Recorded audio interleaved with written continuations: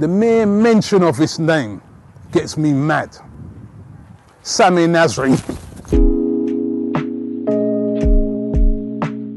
Just how many new Ronaldos, new Ronaldinhos, or new Zinedine Zidanes have we come across over the years?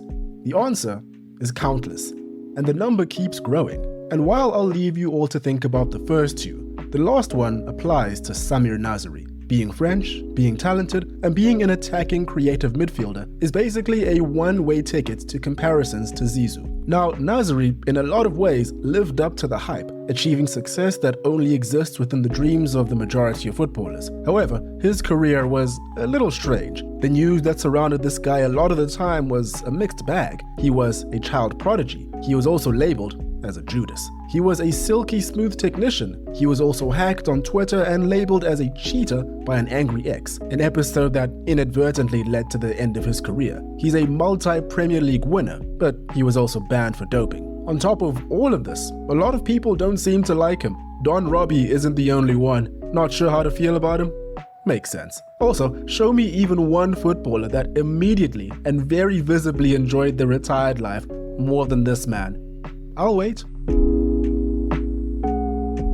Yo, what is going on everyone? I truly hope you're all doing well. I'm Tinashe, welcome back to the channel. Feel free to subscribe if you haven't, but no pressure. Samir Nasri really is a curious case. A lot of people may have forgotten, but he was hyped since the very beginning. A man of Algerian descent, like Zidane. A man that grew up in Marseille, also like Zidane. A non-practicing Muslim, also like you get the idea. Samir Nasri was a gifted player from very early on. Born in 1987, playing on the streets like many others that went on to achieve success. And he was so good that word began to spread on just how good he was by the time he was 7. He could do everything with the ball. Stepovers, dribbling, shooting with the right or the left. In fact, I wasn't sure whether he was left or right-footed. The words of Freddy Assolan, the Marseille scout that's credited with recruiting him. The same scout that enlisted Nasri to play in a youth tournament in Italy where they played against Juventus and AC Milan's youth academies. He was a hit. In fact, at the end of the tournament, one of the Milan scouts that was watching on looked to the Marseille scouts,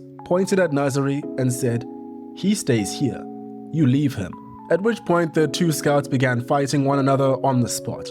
No, that didn't actually happen. That was a joke. But we can all imagine that there was some truth to it. Marseille might have seen it for what it really was, a threat. Just to make sure they didn't miss out on this opportunity, shortly after they got back from the tournament, a meeting was arranged with the Nasri family, and by the age of 9, he was a Marseille player. Year after year, age group after age group, Nasri was an important player in just about every setup he was part of, making a very strong name for himself. To give you an idea of the caliber of this man, he was part of the same youth national team generation that included Karim Benzema, Hatem Ben Arfa, and Jeremy Menez, and he slotted right into place. By 16, he was already in the reserve side for Marseille, and by 17, he had made his first team debut. This was around 2004. What's that?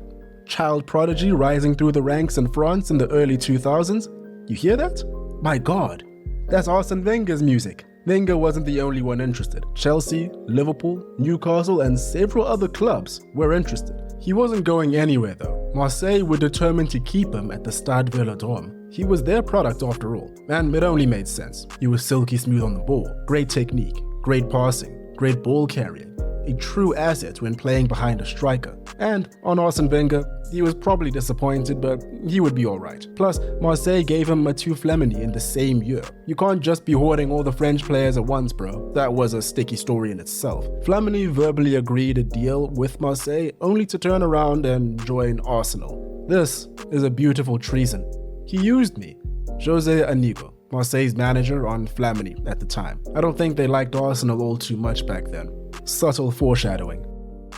Once he was a professional, Nasri's career and status just grew and grew in stature. He was a local boy, a fantastic talent, and a dedicated player. Marseille fans were very happy with what he had to offer. The 2006-07 season was his breakout year in a lot of ways. 19 years old and voted the Ligue 1 Player of the Year. For good reason too. 3 goals and 7 assists that year helped out a lot. In a year where Marseille were very strong, pre-Bayern Frank Ribéry, post-Liverpool Djibril Cissé, and pre-Liga entitled Tai Taiwo were amongst those in the club. Nasri was a standout. He was the Marseille Player of the Year that year, after all. The next year was even better, 6 goals and 12 assists. Arsene Wenger's music began to play again, yet in 2008, Nasri signed an extension with Marseille, which may have been confusing to people that believed he was off to a bigger club. He was. It later came out that Nasri's contract extension was simply just a means for Marseille to get their money's worth for a player that was inevitably going to be snapped up. In July 2008, Arsenal signed him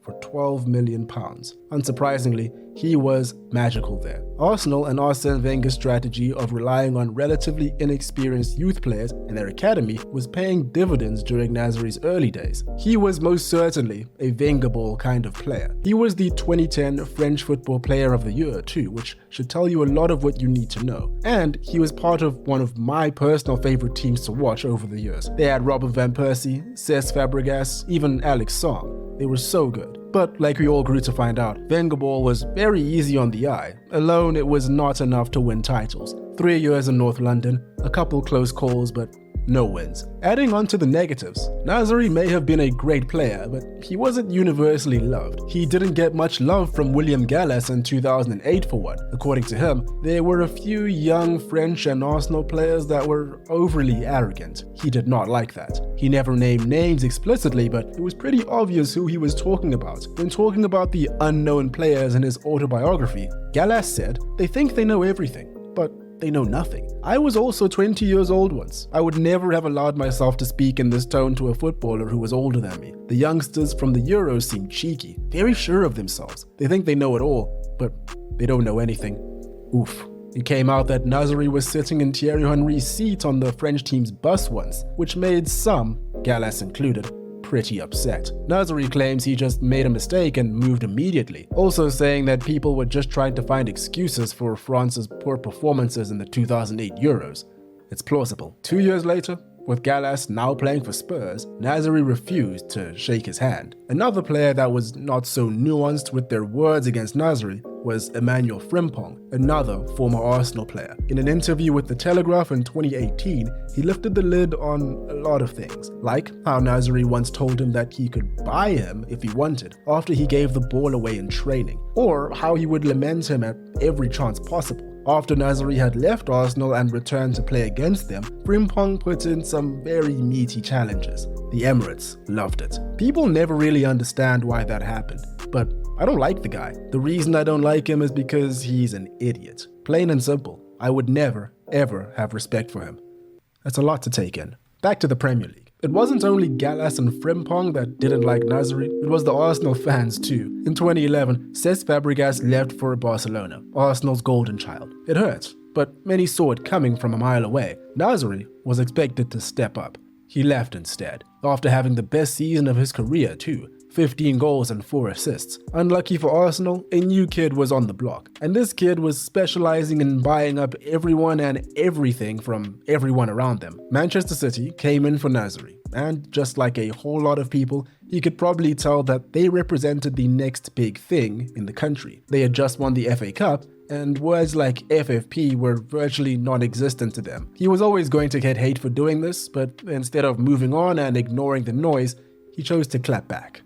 Often. The City supporters are really passionate, and it reminds me of Marseille. Arsenal have good fans, but they are not that passionate since they moved from Highbury to the Emirates. The crowd at City are amazing, and that's what you want as a player, a good atmosphere. Take a guess at how this was received over in North London.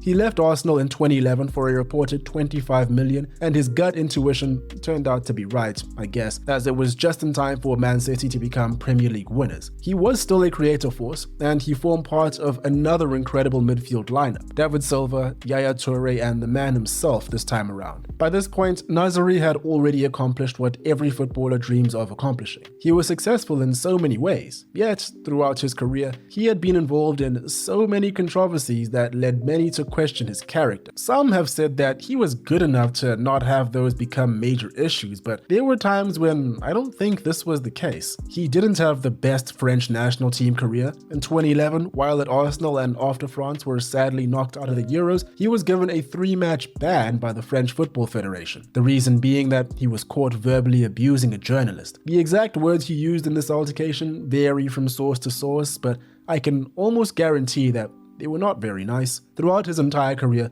the guy was never shy to take to social media and fight anyone that had opinions that differed from him. His girlfriend at the time, Anara Atanes, was similarly foul-mouthed. In 2014, after Nasri was left out of the France national team squad, she was very diplomatic in letting Didier Deschamps know how she felt.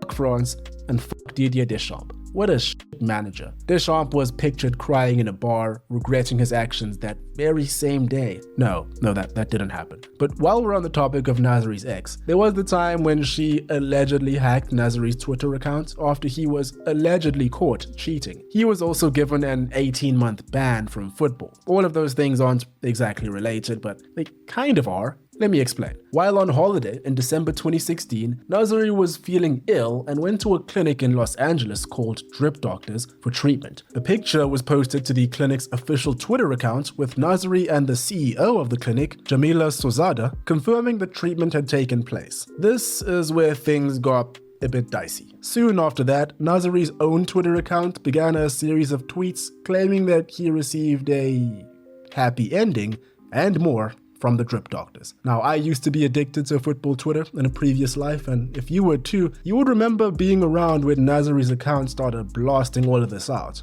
It was absurd. Of course, Nasri and the clinic denied these claims. However, the CEO of the company did say she agreed to meet Nasri at a nightclub that same night, on a platonic basis. I don't really care if any of this is true or not. I'm here to talk about football, but what I will say is that I would have left that part out if I were her. It's not the best look. To make matters worse, the drip he received was deemed to be illegal in the eyes of UEFA and the World Anti-Doping Regulations. Active players were only allowed to receive 50 milliliters of the specific drip he received per 6-hour period. He received 500 milliliters. UEFA were not happy. Neither was Nasri, to be fair. He was banned for about 1.5 years. In his eyes, the entire debacle fast-tracked his retirement and changed the trajectory of his life. This whole episode occurred while he was a Manchester City player on loan with Sevilla. The actual ban was only made official in 2018 when he was without a club and had just terminated his contract with Turkish side Antalyaspor.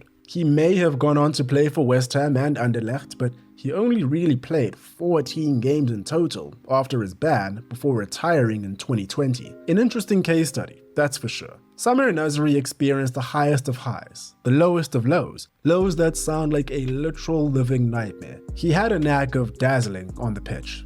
It's a shame that that's not what many may remember him by. And there we have it. Let me know what you all think about Samir Nasri. Feel free to subscribe, follow all the socials if you want. That's all for me today. Hope you all enjoyed. Hope you're having a great day. Cheers, and I will catch you in the next one.